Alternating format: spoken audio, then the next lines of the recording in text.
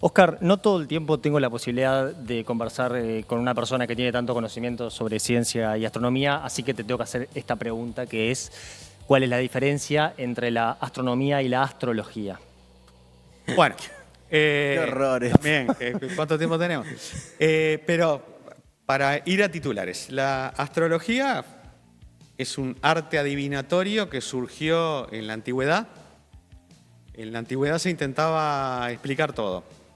Y bueno, por ejemplo, en Egipto sabían que unos días después de un fenómeno astronómico que cuando uno se refiere a él en las clases secundarias se ríen los chiquilines porque se llama Orto Helíaco de Sirio. Y no seas malo, ¿qué querés? O sea, Sirio, la estrella más brillante del cielo nocturno, en cierto momento sale junto con el Sol. Eso no se ve directamente, hay que hacer una especie de interpolación. Pero lo cierto es que los egipcios estaban lo suficientemente desarrollados como para poder hacer esa interpolación. Sabían que unos días después se inundaba el Nilo. Entonces decían, bueno, es Sirio la que hace que el Nilo se inunde y que se llene de limo las costas, por lo tanto podemos plantar. Imagínense el poder de esos sacerdotes. Entonces, el razonamiento era el siguiente. Si el cielo rige algo tan importante como las cosechas, ¿cómo no va a influir sobre algo tan nimio, mortal y corrupto como el ser humano? Como nuestro ánimo.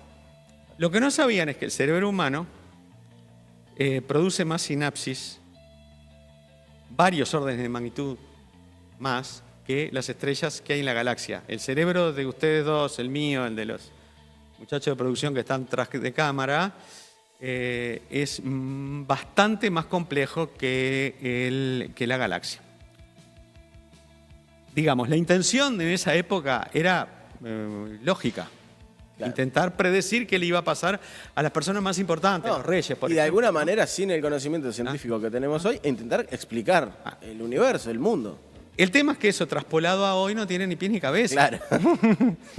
A ver, yo supuestamente soy de Géminis. Nací el 16 de junio de 1966. Como Justin. ¿Ah? Como la mayoría de las... Porque el Sol estaba en Géminis. Sí, estaba en Géminis en la época de la Grecia clásica.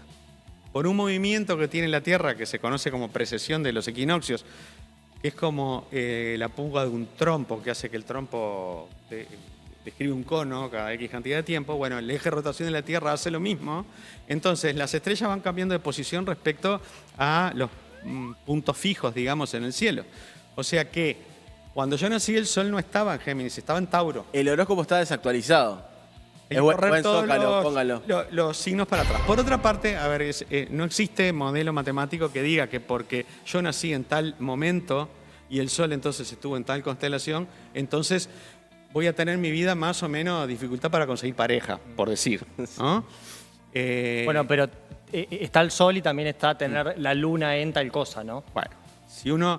A ver, ¿cómo nos puede influir el Sol a nosotros? O la Luna, o los planetas, la fuerza gravitatoria. Si uno hace los números, llega a la conclusión que una ginecóloga de 70 kilos va a influir mucho más gravitatoriamente sobre un bebé que el Sol, la Luna y todos los planetas juntos. Y sin embargo, en las cartas astrales no te piden el peso de la ginecóloga. Es un muy buen apunte. Por la distancia en la que está ahí. Entonces... y tampoco si nace en el cerro o en Carrasco. Pero bueno, eso es otro tema. Bueno, eso sí. Pero eso no es astrológico, sino eso es sociológico. Claro, bueno, pero digo, en la astrología no está contemplado eso. Ah, no, obviamente no. Tampoco cómo se alimentó la madre en el parto, claro, etcétera, la ¿no? formación de materia gris.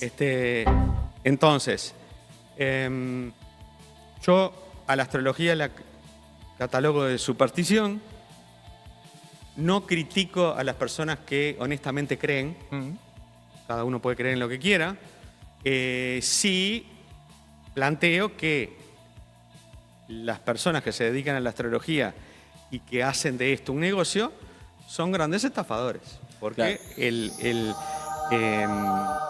negocian con la expectativa de la gente y con algo que no tiene ni pies ni cabeza desde el punto de vista científico. Pero siendo a algo más general, quizá, o para decirle a la gente que nos está mirando ahora o en el futuro, porque esto es una, como se dice, pseudociencia o una creencia, capaz que ni siquiera una pseudociencia, pero ¿cuál ¿cuál es el punto en el que uno tiene que partir para identificar entre una creencia o una idea científica?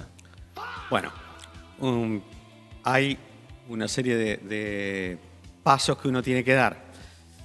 En primer lugar, una